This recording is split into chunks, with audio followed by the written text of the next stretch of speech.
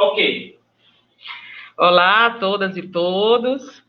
Vamos iniciar aqui o nosso debate sobre política e eleições no contexto da pandemia de Covid 2019. Eu sou a Zelma Cavalcante, sou graduada em História e sou advogada, mestre em Ciência Política pela UFP e também sou do Movimento 65. Antes de iniciar, eu gostaria de pedir que todos vocês que estejam aqui na live possam compartilhar o link para que o nosso debate possa alcançar mais pessoas.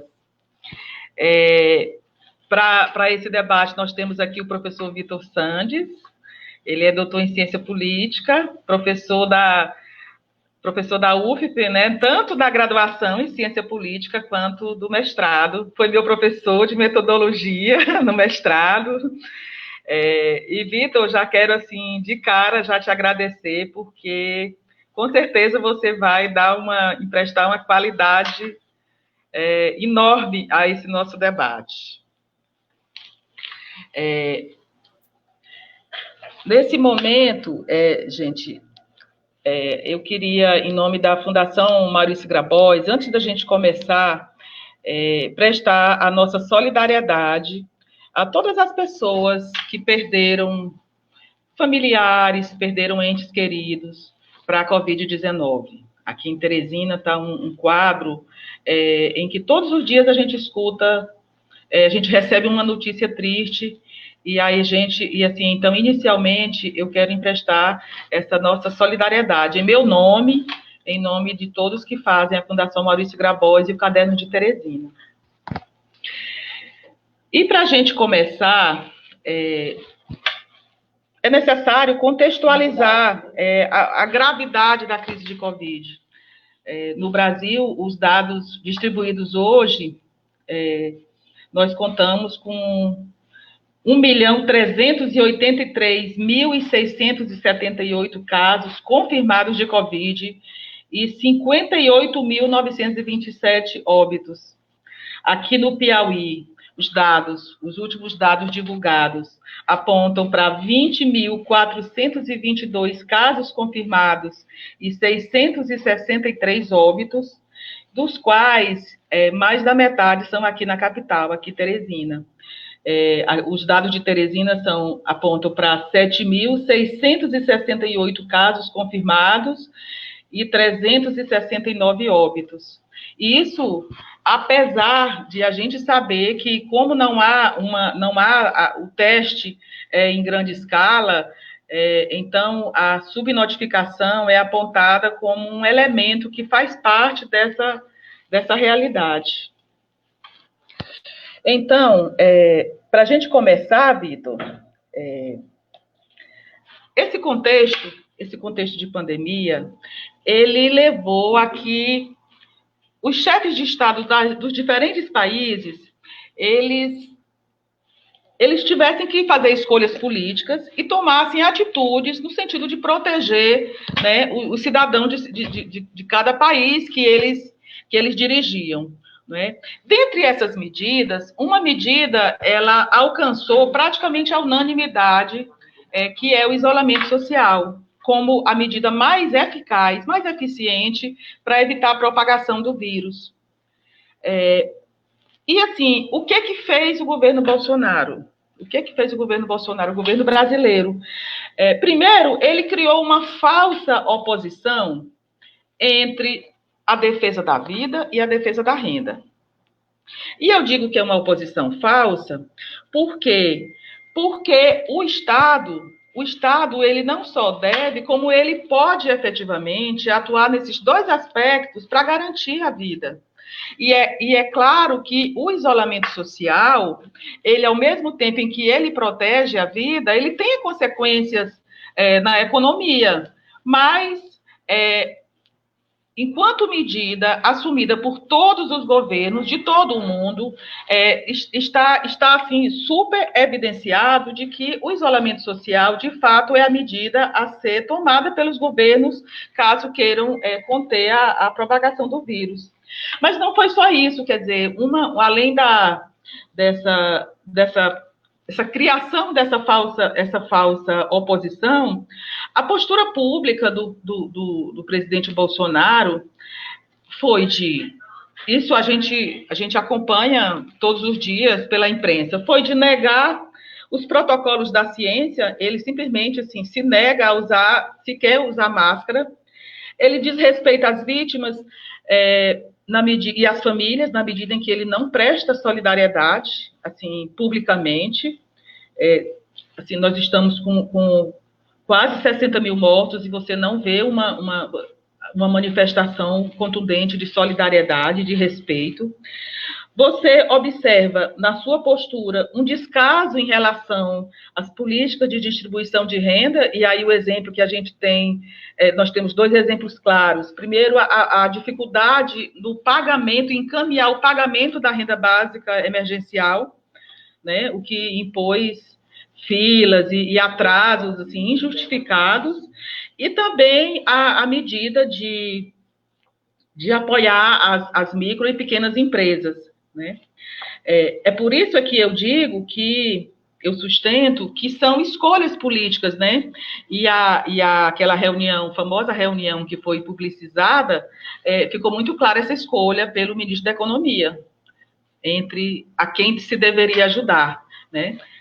Enfim, como se não bastasse tudo isso, a postura pública de Bolsonaro é no sentido de apoiar manifestações contra o STF, apoiar manifestações contra governadores, e ele chegou ao desvario de estimular os seus apoiadores a atacar profissionais de saúde, né?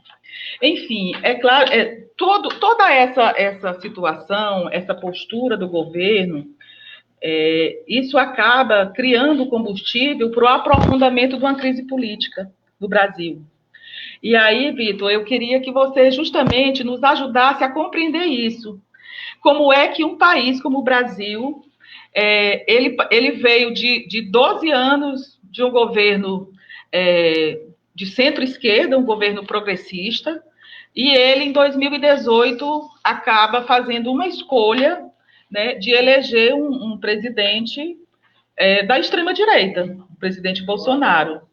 Eu queria que a sua contribuição inicial fosse nesse sentido, nos ajudar a compreender como é que a ciência política explica esse fenômeno, digamos assim.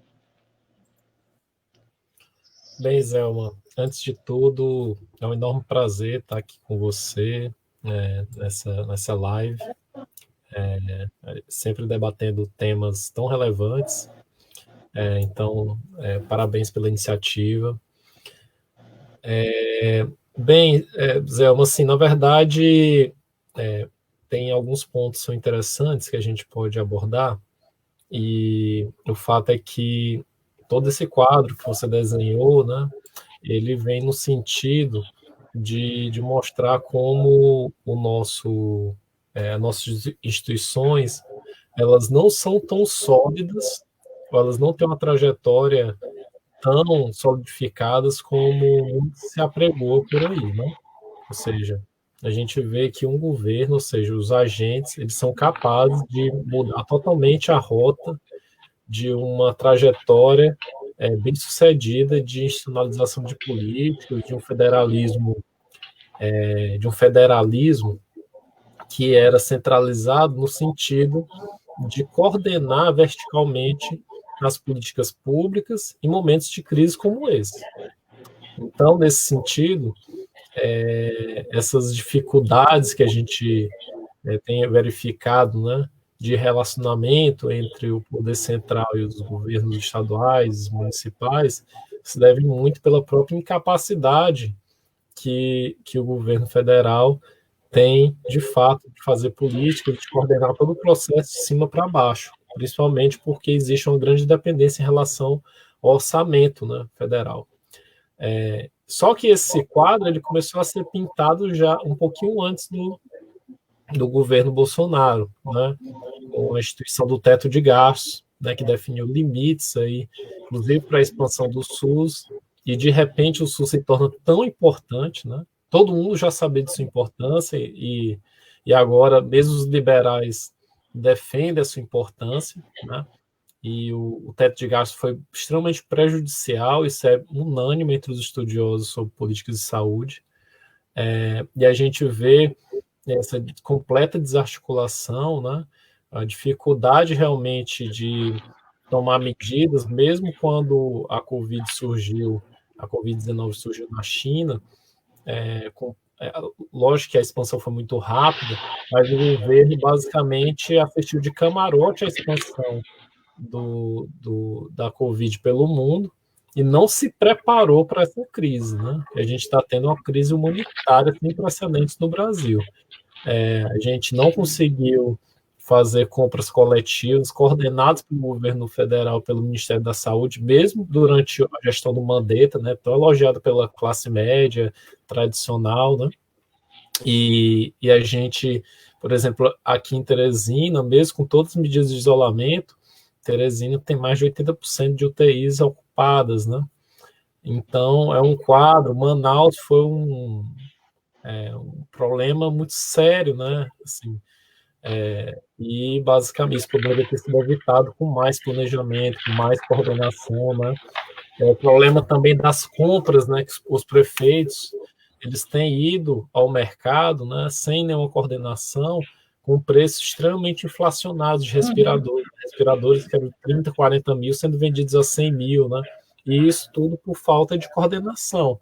Então, a construção institucional desse processo de coordenação vertical ele não foi tão bem consolidado, de tal forma que a mudança de governo gerou a toda a desconstrução da política de saúde que já vinha sendo construída do nosso próprio arranjo federativo, né?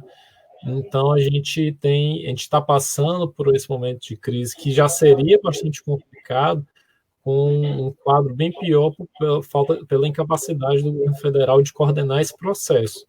E aí para responder a tua pergunta, né, sobre como que a gente chegou até aqui, né, esse quadro caótico, né, de completa incapacidade do governo federal de dar conta dessa crise, a gente retoma, né, o fato de que a eleição do Bolsonaro ela se deu num contexto de rejeição ao petismo, né?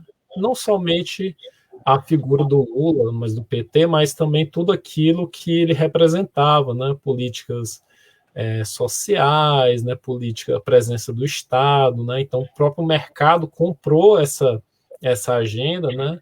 Utilizou o lulismo até o momento que foi útil para eles, e a partir do momento que não foi útil, comprou novamente uma agenda extremamente prejudicial à rede de proteção social construída a duras penas desde 1988. Então, e esse antipetismo, né, apesar da gente achar que é uma criação recente, se a gente olhar as pesquisas de opinião, ele está presente desde quando tem PT, né? Desde quando tem PT, tem antipetismo, tem também um sentimento de rejeição à esquerda, né? Só que esse sentimento ele foi crescendo, né? A tal ponto que em 2018 a rejeição ao PT, segundo os Estudos Eleitorais Brasileiros, que é uma pesquisa coordenada pela Unicamp, ela chega ao ponto de ter 36% dos cidadãos, dos eleitores, rejeitando o PT. Ou seja, uma dificuldade muito grande de viabilizar um partido que é o partido que mais centralizava, né, e centralizou durante a campanha, né, essa plataforma de esquerda, né, e você também tinha ali uma rejeição ao próprio Haddad, ao Lula, muito próximo da rejeição ao PT, né, em torno também de 32%, 34%, né, e essa rejeição ela foi construída ao longo do tempo, com uma série de processos, né, que veio com exposição negativa, lógico que tem muitos problemas, né, cometidos pelo PT, mas, por outro lado, houve uma construção coletiva ao longo dos anos. Né? Esse processo não pode ser só explicado em 2018. Né?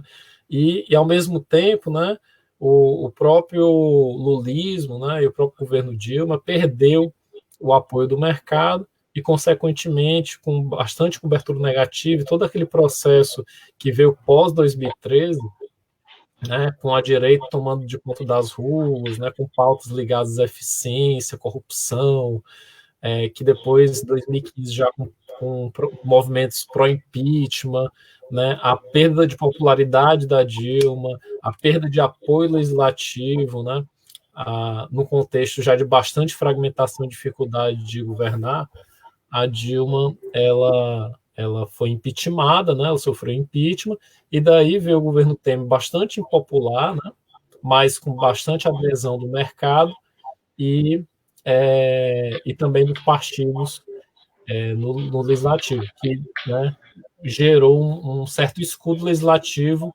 ao próprio Temer. Só que em 2018, né, houve uma conjunção de fatores que levou à eleição do Bolsonaro. Então, esse sentimento antipetista, construído historicamente, o próprio mercado, que não viu viabilidade eleitoral no próprio no PSDB, né, por meio da candidatura do Alckmin, né, o Bolsonaro, em contrapartida, né, com uma contraposição a essas pautas mais progressistas, né, apresentou uma pauta bastante conservadora no campo dos costumes, que acabou trazendo boa parte da base conservadora evangélica, né, e esse movimento que ele fez desde 2016, né, com a aproximação aos movimentos mais evangélicos, né, todo aquele processo que ele, né, de batismo, né, ele foi ser batizado pelo padre Everaldo, né, pelo pastor Everaldo, e aí em 2018, finalmente, ele conseguiu a filiação ao PSL, que foi fundamental para ele, apesar de ser um partido pequeno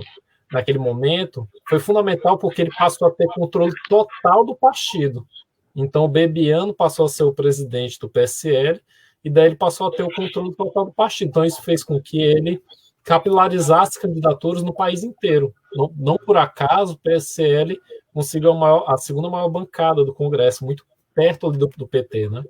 Então, naquele contexto, ele teve apoio do mercado, uma pauta conservadora que era exatamente para se contrapor à pauta mais progressista, num contexto de bastante desconfiança em relação aos partidos e ao Congresso, e era aquela candidatura que mais se colocava como a antítese do petismo, né? Então, nesse contexto, todos os ganhos, né, todo o modelo, né, de arranjo institucional que foi pensado a partir daquele momento, né, e aí eu nem digo que foi somente com o lulismo, mas, né, desde a década de 90, né, modelo de construção de proteção social que foi muito mais com maior cobertura durante o governo Lula, depois do governo Dilma, né, aquilo tudo basicamente foi rechaçado no contexto eleitoral de 2018, e essa agenda ela veio com muito mais poder aí pós 2019, principalmente por ter sido validado nas eleições, né? Só que a conta não tardou, né? A conta veio rápido, né? Principalmente no contexto de crise, né? A economia não deu sinais de crescimento, porque toda a literatura econômica tem mostrado que essa plataforma liberal do Guedes ela não funciona nem em países liberais, nem em Chicago se pratica mais aquilo que ele defende. Então, o país cresceu a 1,1%, né, mesmo com inflação controlada, tudo, né? E o contexto de crise somente realçou aquilo que a gente já previa, né? E agora ele está num contexto, a gente pode até discutir um pouquinho depois, né?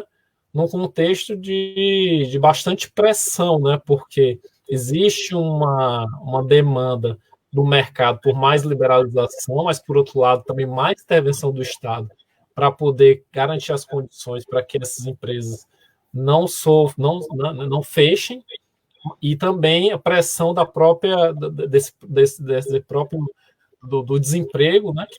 Que para conter isso você depende também de algum programa de renda mínima que garanta que essas pessoas elas não entrem numa situação assim, numa situação extremamente complicada do ponto de vista da sobrevivência, né? Mas, por outro lado, essa agenda ela se contrapõe à agenda liberal do Guedes, né? Então, como conciliar essas duas agendas que não estavam ali pensadas inicialmente em 2018? Então, é um quadro bastante complexo, né, do ponto de vista político, mas que foi se desenhando lentamente ao longo dos anos, né? E 2018 foi o grande fechamento disso, né? Vitor, a propósito disso que você falou, hoje mesmo veiculou na Folha de São Paulo a notícia de que o Comitê de Datação de Ciclos Econômicos, que é ligado à Fundação Getúlio Vargas, considerou o Brasil como oficialmente entrando em recessão, né? Porque o primeiro trimestre, o PIB do primeiro trimestre de 2020, ele foi de apenas 1,5% menor do que em relação aos 3 meses anteriores, que já tava ruim, né? E apontando que se no primeiro trimestre, janeiro, fevereiro e março, né, que ainda não tinha atingido, estava começando, só alguns dias que já foram incluídos no isolamento, nesse segundo trimestre, eles estimam que pode chegar a uma queda de 10% do PIB, né? Então, de fato, do ponto de vista econômico, eu só queria fazer uma observação, Vitor, nessa questão que você levanta, né, do desencanto com o Alckmin, o candidato PSDB, né? Parece que o PSDB foi o grande derrotado, né? Porque assim, o PSDB com o Aécio não se conformou com o resultado da eleição, né? E aí começou tudo, né? Começou a questionar o resultado e acabou que o Brasil, assim, percorreu uma trajetória e acabou que o PSDB teve uma votação inexpressiva para o tamanho, né, do partido, historicamente, né?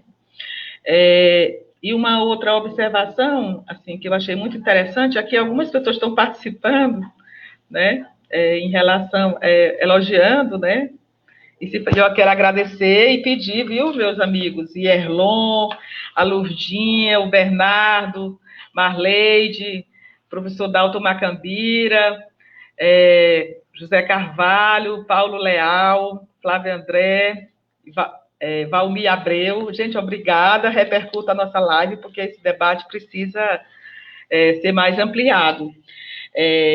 E uma questão, Vitor, que você levantou, que eu acho que vale a pena só registrar, em relação a essa questão do antipetismo e da perda do apoio popular. Quer dizer, ele para uma situação de impeachment, ele não é apenas ele talvez não seja nem o fator mais relevante, né? Porque a gente viu que no caso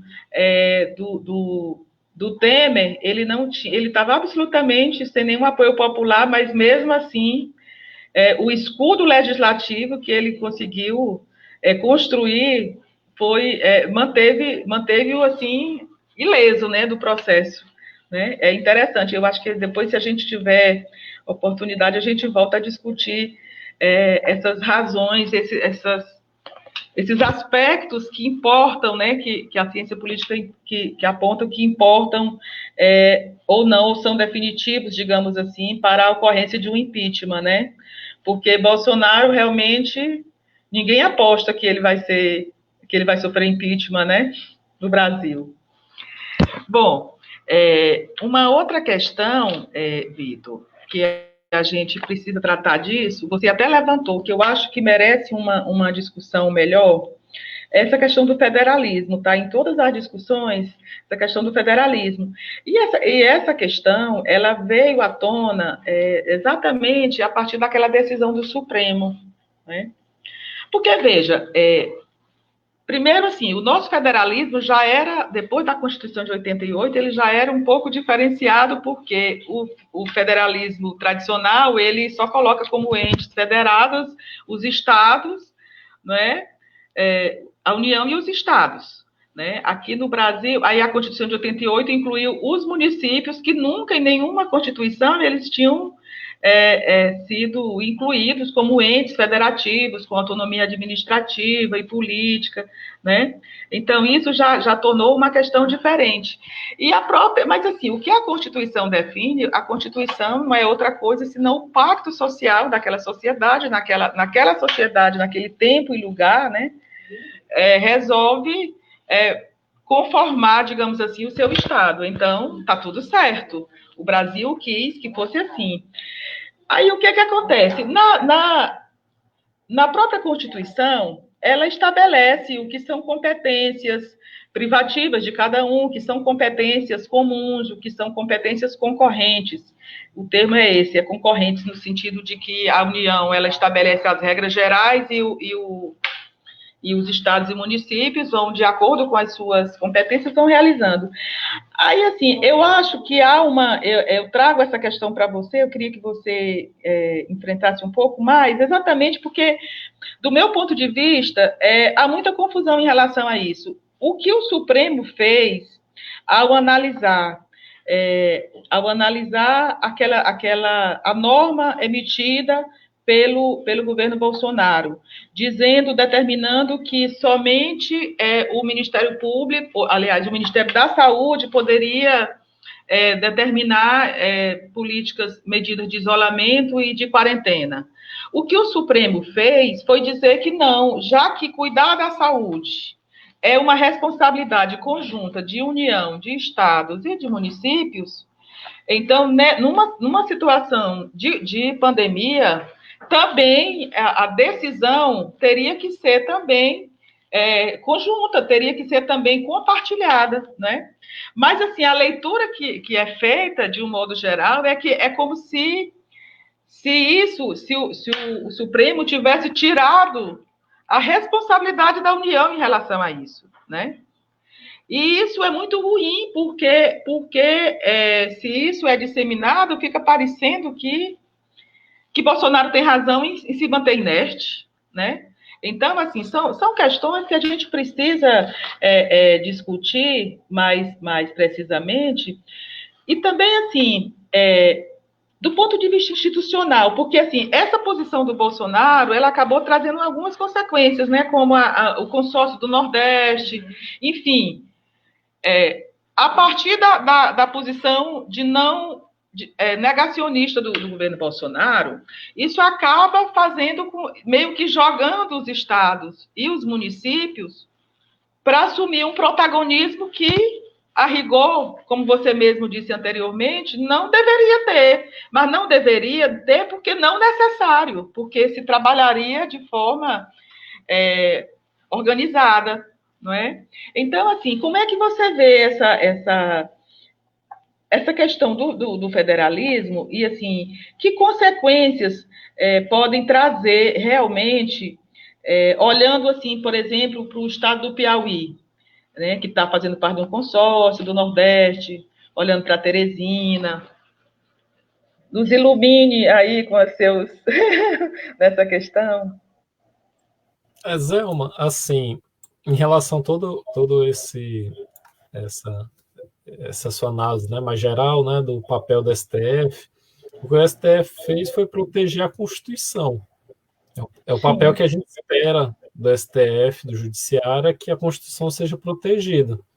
Porque o entendimento é que, dadas as dimensões continentais do país, os governadores e prefeitos, eles têm autonomia para definir as ações político-administrativas, as medidas necessárias para poder conter e minimizar o problema relacionado à Covid, né? Tanto que os governadores e prefeitos decretaram estado de calamidade, emergência, depois de calamidade, né?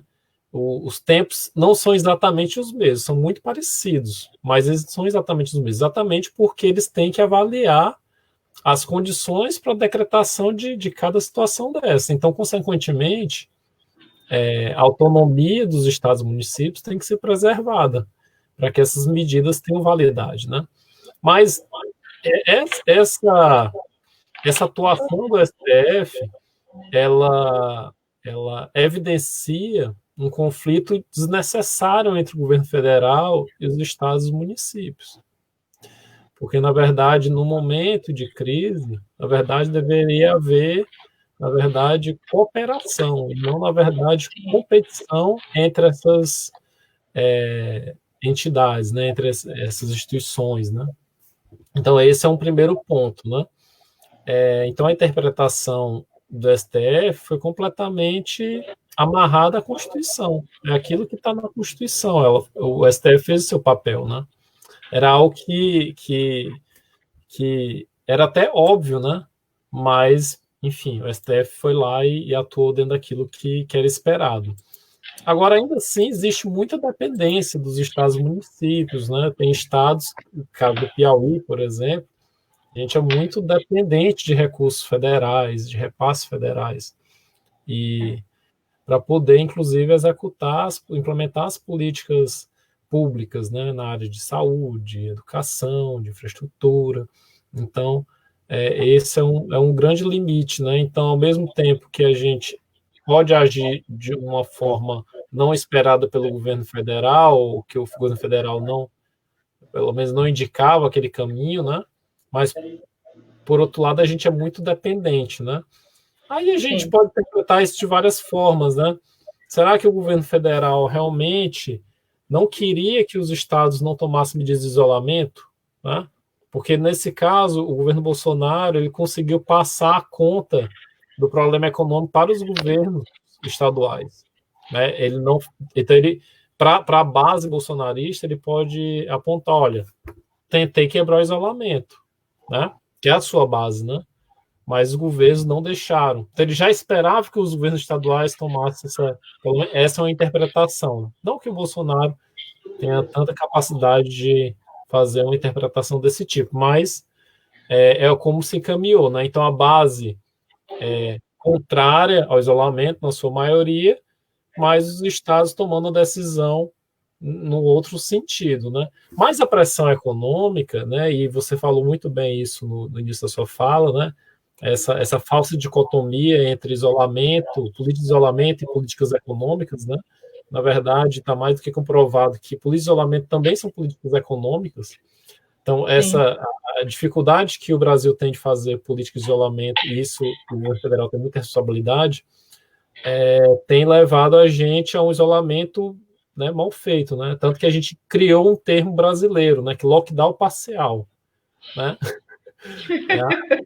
Eu tenho que ter um brasileiro isso. tem que ter um lockdown parcial, né?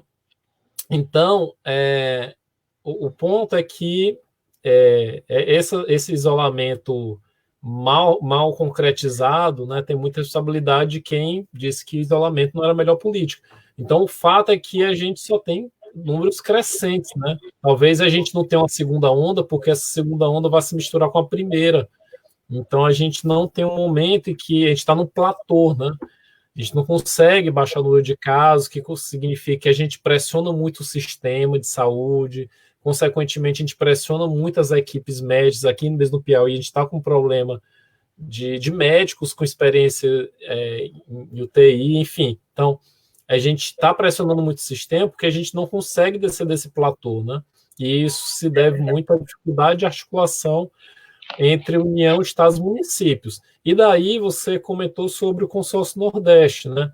Que ele já vem desde o início do ano passado, né, como uma iniciativa política de articulação dos estados do Nordeste, como formas de desenvolver a região, de atrair investimentos. Então, se utilizou dessa estrutura institucional que já tinha sido montada, inclusive aprovada pelas assembleias legislativas dos estados nordestinos, se aproveitou dessa estrutura para poder se montar um comitê, o comitê científico dentro do próprio consórcio Nordeste, que tem toda uma equipe muito complexa, é um arranjo bem complexo interno dentro do consórcio, que dão diretrizes para a atuação conjunta dos estados, né?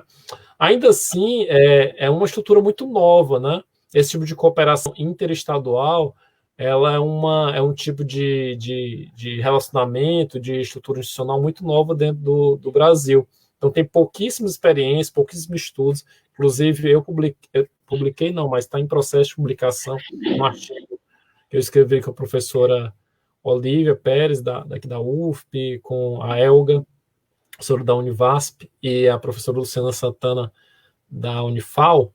A gente fez um trabalho sobre o consórcio Nordeste, analisando a atuação do comitê científico. E foi muito interessante no sentido de mostrar o quanto ele vem se incrementando, dando orientações, inclusive, de protocolos sanitários, de saúde, realmente, para os estados. Isso tem dado respaldo aos governadores para manter determinadas políticas de isolamento e políticas internas, né, inclusive de medidas internas dentro dos hospitais e tudo mais, que é muito interessante, uma equipe extremamente complexa, né? Ela tem de estatístico a médico, a pesquisadores, enfim, é um grupo bem complexo. É uma estrutura nova, né? Mas isso mostra muito bem como a ausência dessa coordenação vertical, ela abre um espaço para esse tipo de cooperação horizontal entre os estados. Eles tentam buscar informações e criar alguma estrutura para poder driblar, né, essa falta de coordenação. Lógico que tem problemas, né, eles tiveram problema com compra de respiradores, inclusive, né, exatamente por falta ainda dessa estrutura bem amarrada, né, mas ainda assim é um posicionamento político, mas também é um posicionamento de tentar resolver uma crise, né, então vai muito nesse sentido. E aqui, né, para finalizar aqui essa fala, né, aqui no Piauí, o grande problema é que a gente já vinha de uma estrutura não tão ampla, né, do ponto de vista da cobertura, assim, em termos de vagas de UTI. Então, o Estado teve que incrementar seus leitos de UTI durante a pandemia. Então, esse dado, inclusive, qualquer pessoa pode ter acesso, entrando no site da Secretaria de Saúde, a gente vê lá o incremento das UTIs. E por isso que as medidas de isolamento social são tão importantes, né? Porque isso o Estado conseguiu ganhar tempo, né? Para conseguir incrementar o seu sistema, não estrangulando, né, antes da hora, né? Que imagina se houvesse flexibilidade, né? Como, por exemplo, em outros casos, como o triste caso de Manaus, né? E ser UTI, a gente teria um grande problema aqui no estado. E ainda assim, a gente não está ao salvo, né? Porque a gente tem uma ocupação de leitos de UTI mais de 70% no estado. E tem todo o problema das fronteiras, né? É difícil realmente fazer esse controle. Mas é um quadro bastante complexo.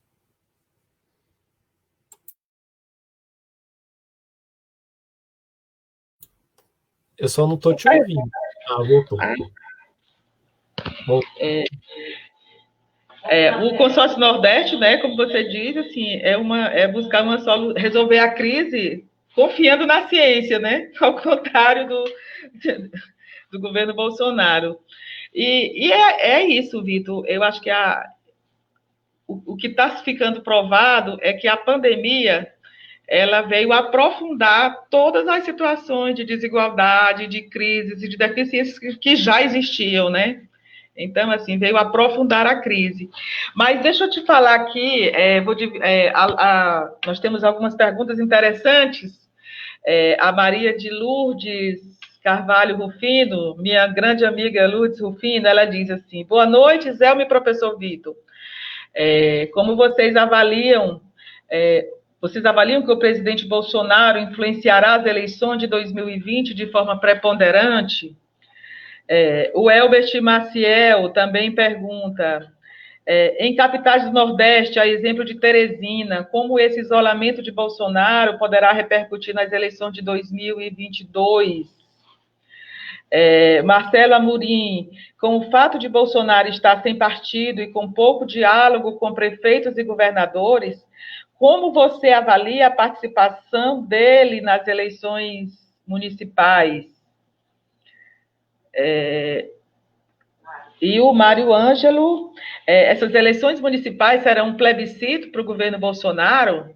A pauta municipal será secundária? Só pergunta difícil, né? Só, Vitor, antes de você entrar, eu só quero lembrar aqui para o Marcelo, que fala na questão que está sem partido e com pouco diálogo, foi aprovado recentemente uma ajuda de em torno de 60 bilhões para estados e municípios e o DF, né?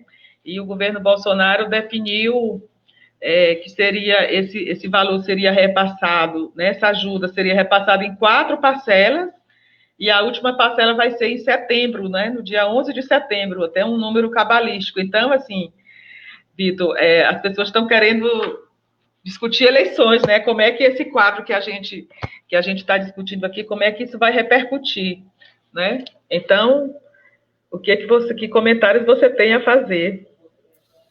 Olha, Zelma, todo exercício de futurologia é um exercício complicado, né?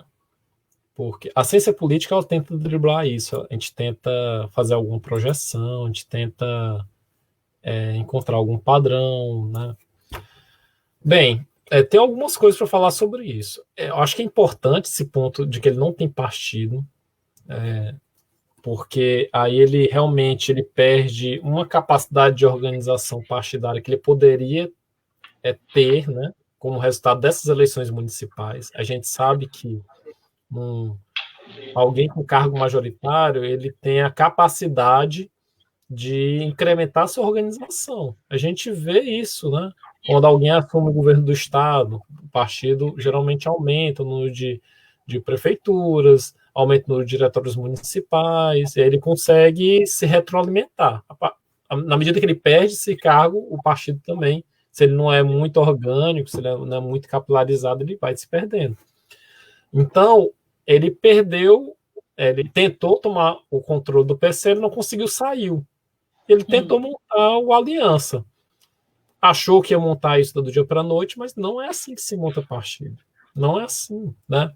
Você tem toda uma organização ali de assinaturas, de engajamento, que, enfim, os robôs do Twitter, eles não assinam, né, lista. Você tem que ter gente, né, participando, assinando e tal. É possível ele conseguir? Sim, é possível. Ele tem aí cerca de 30% de apoio, então é possível, mas no contexto de pandemia vai ser difícil. Então, e ele já não conseguiu isso para essas eleições, então ele vai basicamente sem partido. Com o fim das coligações para as eleições proporcionais, eu suponho que isso fortalece os partidos com alguma organização. Os partidos que têm mais organização, que têm mais acesso a recurso, ou seja, os que têm maiores bancadas, né? Que tem mais fundo partidário, mais fundo eleitoral, eles vão ali conseguir mais espaço. Só que está muito fragmentado, então pode ser que fragmente um pouquinho mais o quadro, né? Só que os grandes partidos e médios vão conseguir maior preponderância. Então, acredito que o Bolsonaro ele vai investir na figura dele, né? Assim como foi em 2018. Só que ele está ele tem um dilema muito grande. Então, por exemplo, ele está investindo no programa, né? Esse programa, né, que seria de ajuda, de auxílio, que seria uma junção com Bolsa Família e outra coisa, que ninguém sabe ao certo o que vai ser, mas dentro da tentativa de incorporar o eleitorado lulista do Nordeste, né? Então, esse aceno que ele fez na inauguração da transposição do Rio São Francisco, aqui no Nordeste, toda a cobertura que ele deu nisso, né? Dessa questão. Então, é uma tentativa de tentar angariar um pouco desse apoio. Isso nas pesquisas já aparece. Uma parte desses apoiadores do Bolsonaro já são eleitores de baixa renda. Então, ou seja, são pessoas que estão reconhecendo essa política de assistência, essa política, né, de renda mínima, que não é bem isso, mas é o que saiu, né, como uma política do governo federal. Então, o problema é, se ele investir nesse tipo de política, ele pode perder o apoio do mercado, porque aí tem que ter as condições fiscais para fazer esse tipo de política. Então, mas vamos supor que dê certo. Ele pode, em 2022, ao diminuir a força do PT nessa base nordestina, né, essa base do Nordeste, ele pode fazer com que o PT deixe de ir para o segundo turno e um outro tipo de partido, talvez mais moderado, mais de centro, vá para o segundo turno. E daí ele tem uma chance muito grande de perder. Porque certamente você vai ter todo o eleitorado de esquerda e mais o eleitorado moderado, que num contexto de PT-Bolsonaro poderia ir com Bolsonaro. Então ele está numa situação muito complicada para 2022. Lógico que está muito distante, mas é uma possibilidade. E em relação, voltando aqui, em relação às eleições desse ano, é uma coisa até óbvia, né? O tema vai ser saúde. Tem essa ajuda, lógico. Mas a fidelidade dos prefeitos ao Bolsonaro, ela termina quando o dinheiro acaba, né? Da última parcela. Então, assim, pensa e o preço também, o preço do apoio, ele é dinâmico, é como o Uber, né? Quanto mais as condições se tornam mais competitivas, tem mais gente, mais o preço sobe. Então, eu não consigo visualizar uma situação da economia crescendo no curto prazo, até porque, como você mesmo falou, a economia deve cair 9%, né, uma queda no PIB. Então, o desemprego também, se não mantiver esse tipo de política, o desemprego e as condições de pobreza, de extrema pobreza, vão subir, né? Se ele mantiver o mesmo tipo de política, tipo essa da Renda Brasil, em que medida que o mercado vai continuar apoiando, que isso é central, né? E aí realmente pode ter algum tipo de corrosão da popularidade, que é o que realmente segura o Bolsonaro. Então, eu não acredito que isso fortaleça ele. Talvez no curtíssimo prazo, mas no médio e longo prazo, as condições políticas do Bolsonaro estão muito complicadas. E a gente já consegue observar isso hoje, né? O Bolsonaro, ele tem uma ele tá mais tímido, né? Ele tá mais no background, né? Ele não tá se expondo tanto, né? Então ele tá com certo receio. Do nada ele se tornou democrático? Não, é só uma questão política. Então as condições não estão tão boas a ponto dele se posicionar publicamente com os posicionamentos públicos que ele realmente tem. Então, se ele realmente tiver uma inflexão no sentido de caminhar mais para o centro, ele corre o risco de perder a base dele mais tradicional. Então, ele está num dilema extremamente complicado do ponto de vista político, né? Ele vai ter que mudar a sua base eleitoral, sua base de apoio, né, no movimento que deveria ser similar ao movimento do Lula, né? Ou seja, sair das classes médias tradicionais para uma base mais popular para tentar roubar essa base lulista. Mas não é um movimento nada fácil, porque ele pode perder o mercado. E aí perder completamente. Ele já não tem partido. Então ele não vai ter recursos para as eleições de 2022, né? Se ele não conseguir fundar o partido. E se tiver, vai ser um recurso mínimo. Então ele está num dilema super complicado do ponto de vista político.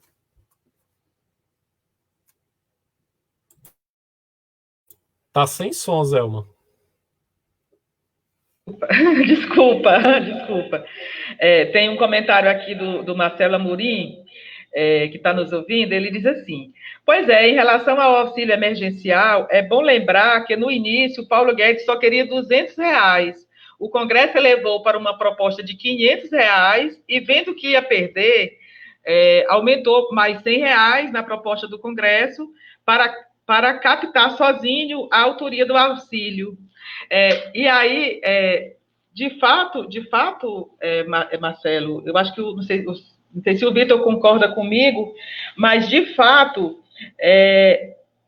o Bolsonaro conseguiu passar para a opinião pública, para uma larga parcela da opinião pública, que ele é o pai da renda básica emergencial, né? Apesar de que foi a oposição que foi lá, que batalhou, né? Mas assim, no debate, na narrativa, como se diz, o Bolsonaro levou mais essa. Depois eu passo para você, Vitor, em relação a isso, para você comentar. Eu só queria colocar uma observação que de fato, essa relação entre eleições e Covid, hoje saiu uma pesquisa que eu achei bastante interessante, que talvez ela ilustre bem essa relação, né, da perda do poder, do apoio de Bolsonaro em relação à Covid. A última pesquisa, a última pesquisa que tinha sido feita isso, coisa de menos de um mês atrás, somente 12% das pessoas, entre 11% e 12%, diziam que não, eu só saio de casa em último caso, né? E agora, mais de 20% das pessoas já estão dizendo, não, eu só saio de casa se for realmente em último caso. Ou seja, o medo, digamos assim, o medo da Covid aumentou. Que a gente pode fazer a leitura de dizer, não, então mais pessoas estão vendo que não é só uma gripezinha, né, que de fato é grave, né? E isso acaba corroendo um pouco a base do Bolsonaro, que, aliás, é impressionante a resiliência, né? Porque todas as pesquisas apontam entre 25% e 30% de apoio, né? Apesar de que isso você caracterizou muito bem, porque ele atuou tanto para fidelizar essa base, e a fidelização da base justamente ocorre na medida em que ele mantém a aposta no caos, né? E aí, quer dizer, para manter o governo o tempo inteiro apostando no caos, né, e em guerra, né, com as instituições, a gente está percebendo que essa guerra, assim, o outro lado, as instituições, elas estão se fortalecendo, né? O STF, o próprio Congresso, ele tem perdido votações importantes, né? Ou pelo menos não tem conseguido apoiar da forma como ele gostaria. Então, realmente, é uma situação que eu espero que para o Brasil seja realmente melhor que a gente vença, né? Que a gente vença essa guerra. Eu estou aqui com uma pergunta da Glória Sandes. Ela fala assim: o carro-chefe do Bolsonaro em 2022 será o auxílio emergencial? O ministro Guedes disse que é o maior programa de distribuição de renda já realizado no Brasil. O que você tem a dizer sobre isso? E também o Marcelo... não, o Marcelo já tinha levantado que essa questão dele lembrar que a proposta inicial do Guedes é de R$200. E que também, né, Vitor, agora nessa questão de se vai ser prorrogado ou não, ao discutir a prorrogação, novamente veio a proposta de reduzir os valores, não ficar em 600, né? Então, assim, comente aqui essas nossas... tem uma outra pergunta chegando aqui, uma outra observação, pergunta mesmo, da Terezinha Aguiar. Hoje, em audiência pública, o Guedes falou sobre o seu plano pós-pandemia para o Brasil, mais privatizações em todas as áreas, inclusive com a privatização do saneamento básico. Como fugir desse receituário, professor Vitor? Como você está vendo, só perguntas simples, ótimo, né? Eu vou mandar primeiro aqui um abraço para minha mãe. Então, a pergunta da minha mãe eu vou responder primeiro, né? Sim, as mães têm precedência. Então, em relação ao auxílio, a gente até comentou, né?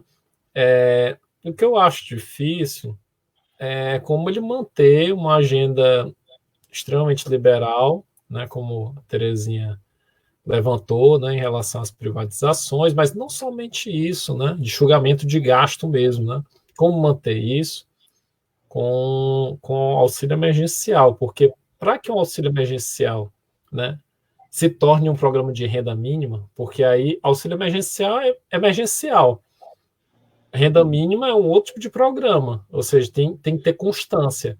As pessoas, elas não vão se reempregar do nada. Então, se não mantiver o programa por um longo tempo, o raciocínio de quem está sem renda é momentâneo. Então, se de repente você receber R$600, depois virou 500, depois 400, depois 300, depois nada, o que você vai pensar? Minha vida piorou, né? O governo ele poderia ter aprovado mais, mas piorou. E desse momento até as eleições de 2022 é muito tempo. As pessoas esquecem. Quando você está desempregado, você não tem muito. Você vai votar em quem quer resolver seu problema, né? Então, não sei se esse tipo de programa, se não tiver uma constância, uma garantia, né, para essas pessoas e para os milhões de desempregados que vão sair, né? A gente já tinha um problema crônico de desemprego, e esse problema vai ser piorado, né, com essa crise. Se não tiver realmente um programa, se for um programa só focado para a saúde financeira das empresas, os empresários, como a gente já viu no caso da Dilma, eles vão tentar manter os lucros, né? Toda aquela política lá de consumo, de redução de imposto, da linha branca e tal, na verdade, o trabalho da Laura Carvalho mostra isso, né? Os empresários, eles recompuseram os lucros. E pronto, por isso que o desemprego não reduziu, né? Ele não incrementou salários. Com a reforma trabalhista, as condições dos trabalhadores pioraram bastante. Então, trabalho intermitente, trabalho flexível, né? Então, eles têm um problema muito sério, né? Que a gente vai sair muito mais pobre do que a gente entrou. A gente já estava numa condição muito ruim. Então, não sei em que medida que o Paulo Guedes vai conseguir driblar isso, né? Manter uma agenda liberal e, ao mesmo tempo, criando um sistema de rede de proteção social. Eles podem tentar transformar isso em política assistencialista, né? Que é a política de dependência, né? Então, ele pode ser política intermitente, vai e volta, vai e volta. Pode ser uma possibilidade, né, em termos políticos. Do ponto de vista da questão que a Terezinha colocou, né? É um tipo um tipo de política que, na verdade, a gente já viu que tem muitos problemas, né? A venda de ativos, né? Porque isso, no curto prazo, ajuda a recompor, né, a receita, mas, por outro lado, isso a gente perde grandes ativos, né? Então, eu não sei do ponto de vista estratégico, ainda mais que dentro do governo tem uma ala militar que geralmente tem característica nacional desenvolvimentista. Então, não sei como conciliar tantos interesses contraditórios dentro do mesmo governo.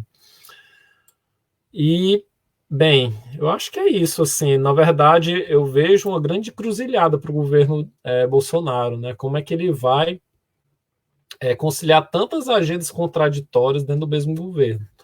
Agora, se ele perder o Paulo Guedes, Bolsonaro, basicamente ele é um caminho para o impeachment. Tem duas coisas que seguram o impeachment, e você até pediu para eu comentar rapidamente. É a questão realmente da popularidade. Existe uma base bastante resiliente. Agora, a gente não sabe até quanto tempo ela aguenta, né? Segundo ponto é a economia. De qualquer maneira, uma parte do mercado ainda está com o Bolsonaro, e muito por conta do Paulo Guedes, né, que tem um diálogo com o mercado financeiro. Agora, se ele pede o Paulo Guedes, realmente eu não consigo visualizar um quadro, né, uma perspectiva para o governo. Apesar de que, com o fim dessa, né, depois que tudo isso passar, certamente estará muito próximo das eleições. Então, não sei se o Congresso vai querer encarar um processo de impeachment já assim, nas vésperas de uma eleição presidencial. Talvez seja melhor sangrar o governo Bolsonaro, né, do ponto de vista político, até as eleições, do que impeachment, o que pode fortalecer ele, né? Então, inclusive, não sei se você lembra, a oposição também cogitou isso no tempo da Dilma, de sangrar a Dilma até o final do governo, né? Isso foi colocado, né? Mas eles preferiram impeachment porque tinham as condições naquele momento. Eles preferiram correr logo, né? Então, o movimento foi logo no início, né? Logo no início do segundo governo. Então, foi mais rápido. Agora, eu não sei, no contexto de pandemia, realmente, talvez seja mais interessante manter o governo fraco. E manter o governo fraco é interessante porque os partidos estão conseguindo benefícios, né? Como a ocupação da FNDE, que é central dentro do Ministério da Educação, né? O Ministério das Comunicações, a gente vai ter o leilão lá do 5G, né? Então tem uma série de cargos, de espaços que estão sendo ocupados aí pelos partidos que a gente chama de centrão. Sim, aproveitar, Vitor, que você lembrou que a reforma trabalhista que foi aprovada e convenceu uma larga parcela da sociedade brasileira a dizer que era necessária, que era um sacrifício que se deveria fazer em nome de conter o desemprego, né? Dizer que agora, em maio, por exemplo, nós temos um recorde de mais 5 milhões de desempregados, né? E que amanhã, né, eu vou aproveitar e vou fazer a propaganda da greve nacional dos trabalhadores de aplicativos. Então, amanhã, entendeu? Todo mundo que está aqui assistindo essa live, que vai assistir, ninguém utiliza do serviço, né? Vamos fortalecer a luta desse pessoal, né? Nossos companheiros que devem estar numa situação bem pior do que os trabalhadores empregados. O professor Dalton Macambira, Vitor, é o presidente da Fundação Maurício Grabois, está desejando sucesso na condução da live, a mim, que sou dirigente, né, e também agradecendo a você, né? E a Fábia... Vou aproveitar para mandar um abraço aqui para o professor Dalton, meu colega lá de UFP, de CCHL. É um grande abraço, eu agradeço a oportunidade de estar aqui conversando com uma pessoa querida que é você, Zé. Que legal. E a Fábia Nunes, ela diz o seguinte, que os prefeitos pressionam deputados do Centrão a manter uma disputa em outubro. Os atuais mandatários argumentam que adiar uma corrida eleitoral favorece os adversários, porque dá mais tempo para os candidatos rivais se organizarem e fazerem campanha, ainda que de forma virtual. Como o professor avalia esse cenário em meio à pandemia? E aí, Vitor, antes de passar para ti, olha, o Brasil não é para amadores, né? Porque como se não bastasse uma crise humanitária, uma crise sanitária, uma crise política, uma crise social, nós ainda temos eleições em 2020, né? Cujos prazos estão sendo discutidos, né? Já foi recentemente aprovado, né, no Senado o adiamento, e aí, assim... Está havendo pressão do Centrão, como a Fábia levanta, né? E aí, o que você... Vamos discutir isso? Ainda tem eu só queria agregar a essa questão das eleições e dos prazos das eleições, Vitor, para você já fazer uma fala, porque nós já estamos com 1 hora, né? A gente já tem que começar a ultimar, digamos assim. Eu só queria agregar uma questão para você, que é o seguinte, que foi levantada, que acabou eu acho que seria interessante a gente voltar em relação à questão da democracia, porque uma notícia boa, né, do meu ponto de vista, saiu agora uma recente pesquisa e vem aumentando, né, o apoio popular, né, ao ideal democrático, né, como também tem acontecido a partir dessas manifestações do Bolsonaro, né, de ataque às instituições, acabou gerando um movimento, né, na sociedade, tanto um movimento, digamos assim, mais de classe média, envolvendo partidos políticos, envolvendo personalidades, como também movimentos mais de cunho popular, que são as torcidas organizadas. Então, assim, parece que o Brasil, de fato, passou a se preocupar com a questão da democracia, né? E por isso que é um dado interessante, né, ter aumentado a percepção, né, tá 75%, a última tinha sido, me parece que 62%, né? E aí, como é que você avalia essa questão do adiamento das eleições? Como é que isso repercute? Tem chance? Não adianta, mesmo sendo meio que um exercício de futurologia, mas o que está todo mundo querendo saber é isso. Qual seria a sua aposta? Adiamos ou não adiamos? Eu acredito que vai ter um adiamento de um mês e pouco, que é a proposta do Senado. Tudo está se caminhando para isso, né? Apesar do Centrão, eu não gosto muito desse termo, não, Centrão, mas, enfim, a mídia comprou o argumento, né? Intitulou esses partidos do Centrão, né? Porque, segundo os textos jornalísticos que eu li, até o DEM, o MDB e alguns até colocam o PSDB como partido de centrão. Então, é complicado. Eu acho que são partidos pragmáticos, são partidos que eles querem espaço de poder e são um pouco de centro-direita, enfim. Então, esses partidos que estão ali, estão em qualquer governo, estiveram no governo Dilma, já estiveram no governo Lula, alguns já agora no governo Bolsonaro, no Temer, eles não têm sem limites, né? Então, na verdade, faz sentido o argumento da Fábia, né? De que quanto antes, melhor. Por quê? Primeiro, a gente tem o tema agora é um só: saúde.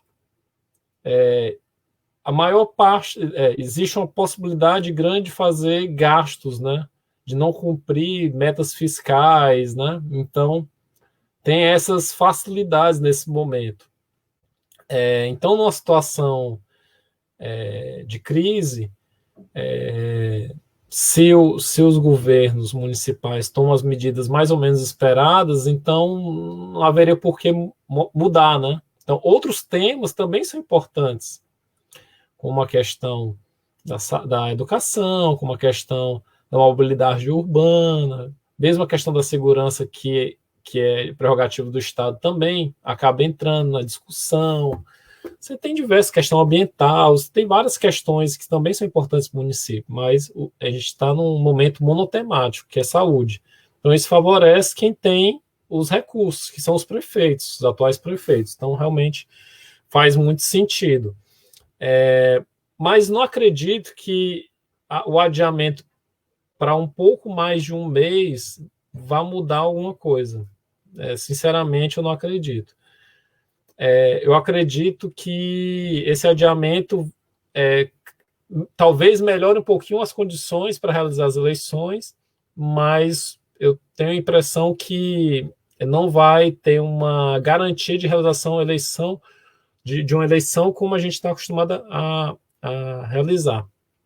São 5.570 municípios. A gente está num momento que a pandemia está se espalhando para os municípios pequenos.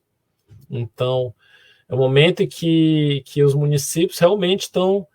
que a coisa está em todo o território, de fato, né?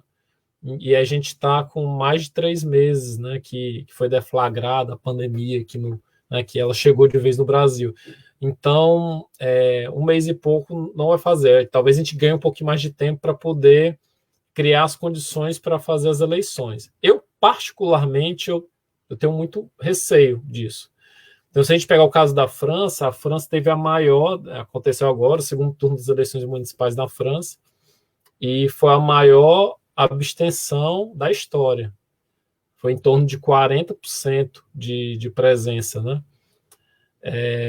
Então, e lá, historicamente, é em torno de 75%, né?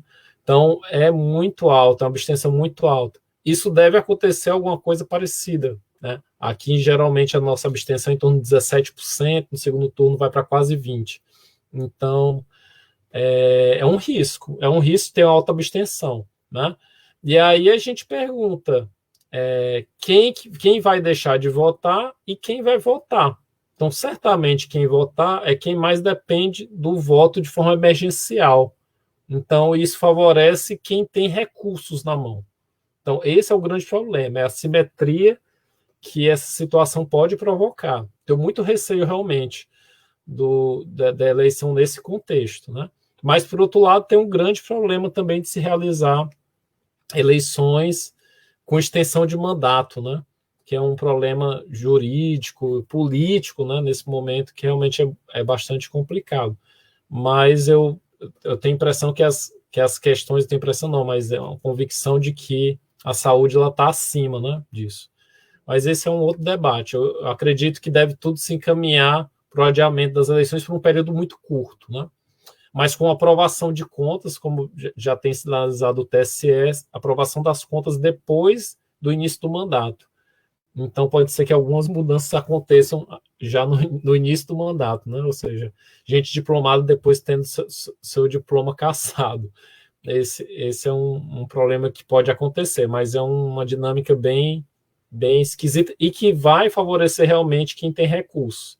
Ainda mais que a campanha para a oposição realmente, a campanha né, desse contato mais face a face, realmente favorece quem não tem acesso aos recursos do Estado. Então, realmente é uma situação muito atípica, né, e muito preocupante, né, do ponto de vista da democracia.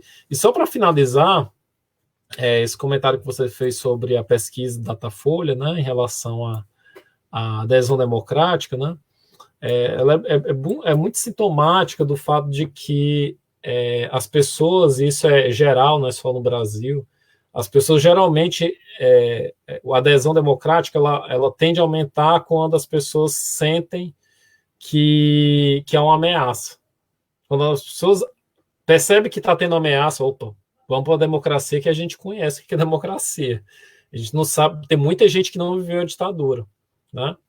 Inclusive eu nasci no contexto de transição, mas muita gente não tem ideia, né, do que é. Tanto que a pesquisa mesmo mostra que muita gente não sabe o que é AI-5, não sabe quem é Vladimir Herzog.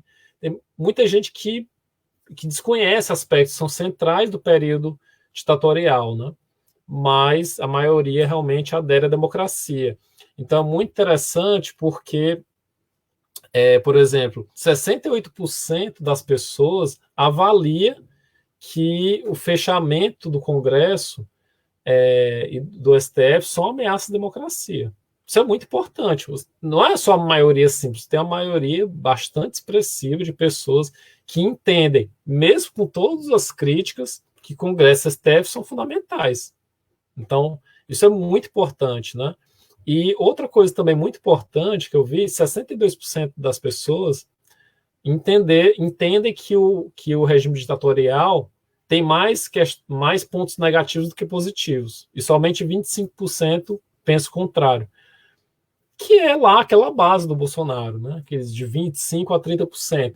Então, é uma maioria bastante expressiva. Talvez a gente tivesse bastante preocupado se isso fosse o contrário, né? Imagina se 30% apoiasse a ditadura ou a democracia, só então seria muito mais complicado. Então a gente está numa situação que realmente os arroubos autoritários do Bolsonaro são pressionados por um contexto que as pessoas defendem a democracia, né? Tanto que, mesmo no contexto de pandemia, um grupo de apoiadores da democracia, de um movimento inesperado, né, de torcidas organizadas forem em defesa da democracia, num contexto de pandemia, né? Ou seja, se arriscaram para poder defender a democracia, mesmo acreditando no isolamento social, né? Então, isso é incrível a capacidade da sociedade civil de se reinventar para poder defender a democracia.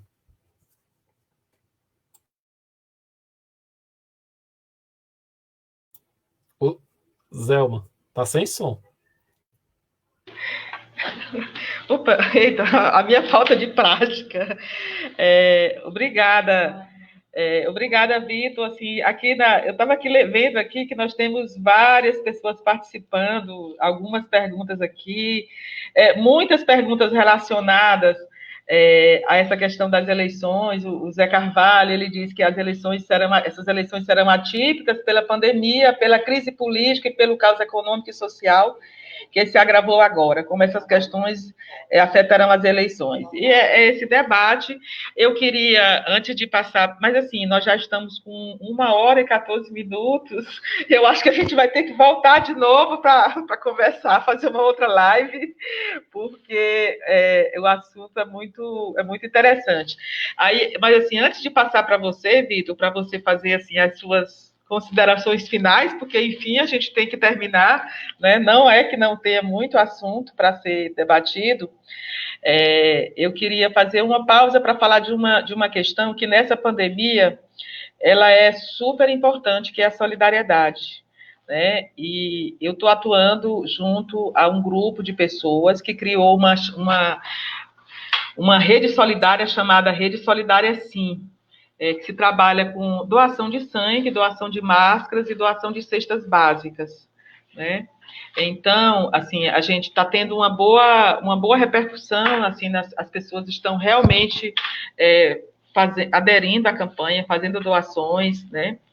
Mas, vez ou outra, essa semana passada mesmo, o Hemop estava com dificuldade enorme de sangue, né? Então, sem falar que as cestas básicas, para muita gente, é a diferença se ela vai comer, se ela vai, né, ou não vai comer naquele dia, né? Então, a gente queria que a Fundação Maurício Grabois está apoiando essa rede solidária, sim, e pediu que a gente aproveitasse e fizesse esse comercial, digamos assim, da rede solidária, sim. E aí, Vitor, eu vou passar a palavra para você fazer as suas considerações finais. Eu, particularmente, ainda tinha algumas perguntas para você, mas eu estou vendo que não dá mais. né? Agradecer muito, eu acho que você enriqueceu demais a nossa conversa, a nossa live. E a proposta é essa, né? Ainda faltou a gente falar muita coisa de Teresina, especificamente, mas a gente pode voltar depois, né? E tratar disso. Então, muito obrigada. E você ter as suas considerações finais, que eu estou aqui só aguardando você se despedir. Selma, eu que agradeço assim, o convite. Deixa eu só abrir aqui que o cachorro tá latindo. Peraí. Pronto. Coisas da quarentena. Então, eu queria agradecer demais o convite, Zelma. É sempre um prazer estar com você, conversando aqui, ou conversando as zilhões de conversas que a gente já teve, né? Isso desde o mestrado, né? A gente se tornou grandes amigos, então isso muito bom, né? Realmente é um prazer enorme estar aqui contribuindo minimamente com o debate, eu acho que é muito bom. E também a iniciativa da Fundação Maurício Grabois, que é fantástica, eu tenho acompanhado os eventos online. Nesse momento de isolamento é muito importante que a gente possa refletir sobre a realidade política e social do nosso país. Eu acho que a gente precisa disso, é até uma missão da gente, né, como cidadãos, eu acho que a gente tem que fazer isso, é nosso dever. Então, é fundamental. E eu queria finalizar, na verdade, assim, recomendando fortemente. Tem vários livros que as pessoas devem ler e refletir, mas um me marcou muito recentemente foi o livro do Steve Levitsky. A gente já conversou muito sobre ele, tem vários probleminhas, mas enfim, mas eu acho que ali tem uma reflexão, como as democracias morrem, tem uma reflexão muito importante, né? Que nos dá pistas sobre como tentar resolver esse buraco que a gente entrou. Eu digo o buraco político, né? Então, os partidos, o Levitsky diz, eles são filtros, né? Eles são fundamentais da democracia. E os líderes partidários são os guardiões da democracia. Então, eles servem como filtros para poder filtrar realmente quem é democrático de quem não é democrático. Então, partidos que jogam a regra democrática devem colocar para disputar aqueles que são democráticos, né? Então, não dá para a gente aceitar um sistema partidário, e aí eu falo como cidadão, para além de cientista político, né? Não dá para a gente pensar em candidatos que não defendam a democracia como princípio. Eu acho que esse é um ponto que deve conectar todos os candidatos e todos os políticos. É a defesa da democracia. Sem isso, a gente não consegue fazer nada. Né? Então, e a gente já tinha sido alertado disso. Em 94, o Enéas teve 7% dos votos válidos. Todo mundo ignorou, riu, enfim. E agora, enfim, 2018, a coisa aconteceu com apoio do mercado, da classe média tradicional, do empresariado, enfim, uma base social muito grande, mas os partidos eles têm um dever em relação à democracia. Então, qualquer tipo de alteração, de reforma que a gente pense, né, e aí falando para os novos representantes que virão daqui para frente, né, é que a gente tem que resolver alguns problemas, né? E um deles é que os partidos eles sejam mais inclusivos aos cidadãos e que eles realmente tenham filtros para impedir que líderes autoritários sejam alçados como grandes salvadores da pátria. Então, esse é um grande problema, né? Porque esse é o problema também, muitas vezes os surveys não mostram, né? Que se você perguntar para uma pessoa se ela acredita na democracia, a pessoa vai dizer que sim. Porque, enfim, se perguntar para o Bolsonaro se ele é a favor da democracia, ele vai dizer que sim. Qual a democracia, né? Então, a gente tem que ter democracia como valor. E o grande gargalo do nosso sistema é esse, que eles conseguem entrar via partidos políticos. Então, a gente tem um presidente hoje que sequer é filiado a um partido político. A gente está sem ministro da Saúde, a gente está sem ministro da Educação. Então, para que algo tão sintomático quanto isso, né? Então, e a gente precisa trazer novamente os partidos de volta à cena democrática, né? Só que de outra forma, né? De forma que os cidadãos se sintam convidados a participar deles, das eleições, dos diversos momentos, né? De discussão política, né? Porque a gente só consegue resolver realmente os problemas sociais por meio da política, não tem outra forma. E da democracia, por uma via democrática. Então, era essa mensagem. Extrapolo o meu papel de cientista político, mas eu acho que a gente tem, sobretudo, um papel de cidadão. Né? Eu acho que é isso. E agradeço demais a oportunidade, espero voltar outras vezes aqui para a gente discutir e pensar a política do Brasil. Obrigada, Vitor. Eu quero pedir desculpas aqui a quem não teve a sua pergunta mais discutida, mas assim eu assumo assumo para mim, né, a minha ainda pouca habilidade com as lives, né?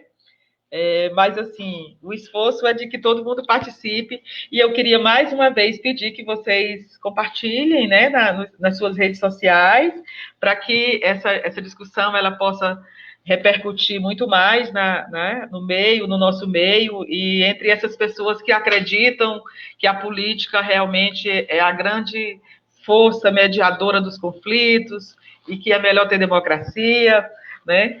E olha, muito obrigada por toda, né, por seguir ficarem com a gente até agora. Obrigada, Vitor, mais uma vez, e dizer que a Fundação Maurício Grabois, ela tem esse projeto de, às terças-feiras, à tarde, sempre realizar um debate interessante. Então, nos sigam nas redes sociais. E é isso. Muito obrigada e até a próxima.